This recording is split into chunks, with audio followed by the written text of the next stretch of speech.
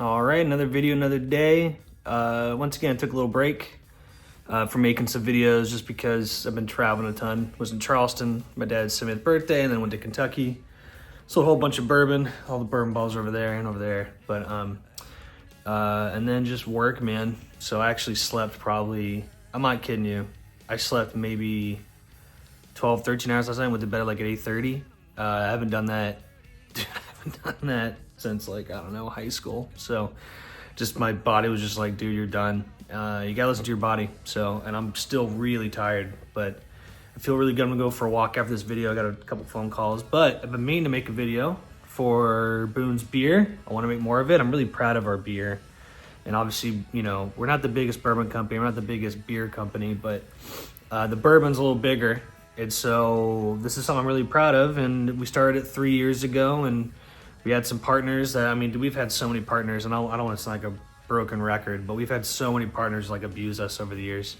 And I think a lot of it was just people, you know, in it for themselves, as in you know, it's tough. And if you as a company come with a white label with another brewery or distillery, it's a revenue stream for them. And you know, what I'm getting at is we had just like the pricing was just so big, and we made no money on it, or we wouldn't get paid because we're using their license. And what we've learned now is you partner with the big guys. There's literally huge companies out there that you can do this with, and we're proud to be with Peak Drift out of Columbia, South Carolina, and our margins are huge. It's so professional.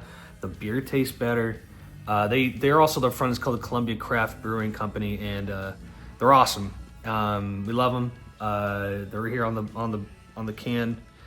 But this is the new Boone's Beer American Pilsner can. It looks like the old one, but it was a label, and now this is lasered to the top. And so it just looks incredible. I mean, look at that, man. I think that looks insane. I was in Florence, South Carolina, at Mickey Finn's. It's right by Buc-ee's. And they picked up 3 cases of single barrel, 3 cases of 117 proof, and a whole bunch of beer. And I walked in, I was like, what is up with the can? Why is it like that? And I live in Nashville, Tennessee, not South Carolina, so the beer's not nearly as big. It's getting pretty big in South Carolina, but you know, we're not the biggest, but we're getting there. It's pretty cool, man. I see new accounts all the time. And so Nashville, I live here, and I'm trying to, you know, get it going. We're in Fog Street with the beer. I think we're in a couple other bars, but not proper Nashville, and a lot of liquor stores.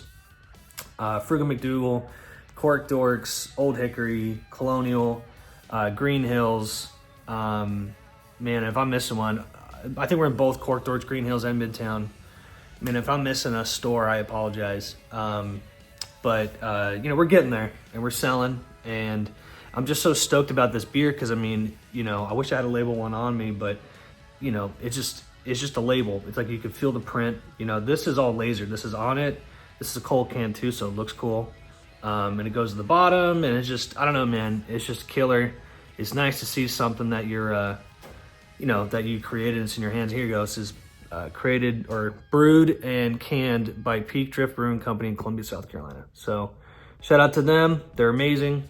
Dude, they've been a life changer. We couldn't make our beer for like a year because we couldn't find a partner.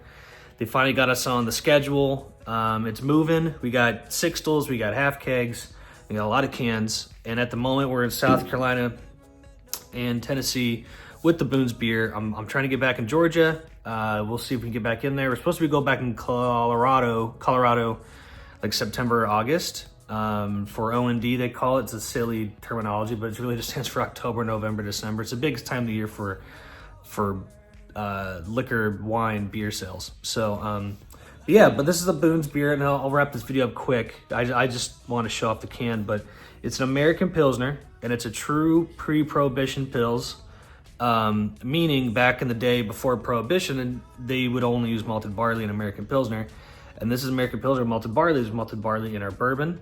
So we think we're the only bourbon company out there. I can't find any other ones that has a beer, and so it's our own Boilermaker. So that's cool, but it makes it the old-fashioned, true pre-Prohibition Pils. It's a cut-in-the-grass kind of beer, I like to call it. But at the end, it's a little creamy. It's got like, and everyone tasted it. It was go, the aftertaste is awesome, and it's got some body to it. Some Pilsners definitely do, but a lot of them are just, it's like a lager, it's a light beer, Pilsner, whatever. And so, you know, it kind of sometimes when we had one the other day where the cans aren't old, these cans last forever. These don't really expire on the bottom. That's the canning date, not the expiration date. So we'll get it confused with it. But I've tasted this beer where it's like, you know, I found a can where it's like a couple months old, and it actually even tasted better. It kind of tastes like a Blue Moon. Me and my girlfriend were tasting like, whoa, that, because it kind of comes out orange. And so, I don't know, man, I think we really hit something really smart here. I mean, I just want everyone to try and taste this. We might change the can to a white label and switch that to black, because during the summer, this looks like a heavy beer, right? Even though it's a light beer. But it looks nice, you know? And so if we keep getting bigger, want to do maybe a stout, maybe an IPA. But at the moment, this is our guy, 3 years. You know, not 3 years full time, but I would say, man, you know, we had a lot of, I would say close to 2 years full time. There was a long time we weren't making it because all these things we're dealing with, but it's here, man. It's rocking, baby. And it's got all the information on the back. That's funny enough. It's actually my twin brother. That's not me. Kind of funny. Yeah, that's our old wiener dog growing up. Very Charleston. That's where we all started it. Out of Charleston, South Carolina, the bourbon and the beer. So we started with the Holy City Brewery. They were awesome. They were actually a great partner.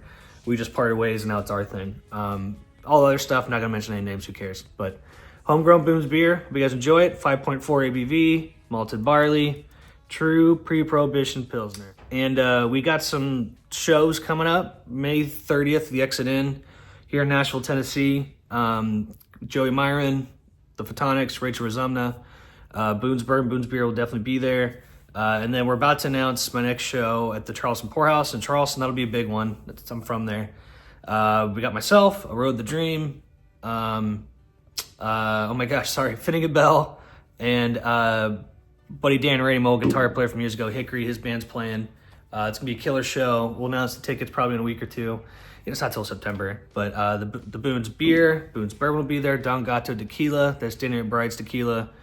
They're gonna also be involved. They've been involved in our show last year, so that was pretty cool. Yeah, man, it's Charleston. I haven't played the Poorhouse since 2019. I had my going away show when I moved to Los Angeles, and that was actually a lot of fun, man. I'm not saying why it wouldn't be. I'm just saying, you know, I always just play the music forum in Charleston a lot, and I want to go play there again. Obviously, that is the rock club downtown.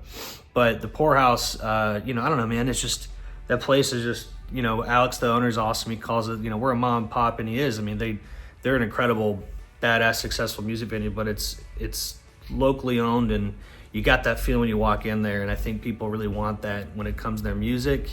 You know, Live Nation and Ticketmaster got all this shit going on right now, and it's nice to work with venues. Even the X&N, they're independent, and it's nice to work with independent venues than a Live Nation venue. I mean, obviously, if Live Nation offered me a huge tour, I mean, I'm an artist, I'm a musician, I want to go play, I'll probably take it, but, you know, I'm not ever getting that deal. I don't think ever, you know? So you got to support your locals, support your local beers, your bourbons, your music venues, Charleston Poorhouse, Exit-In.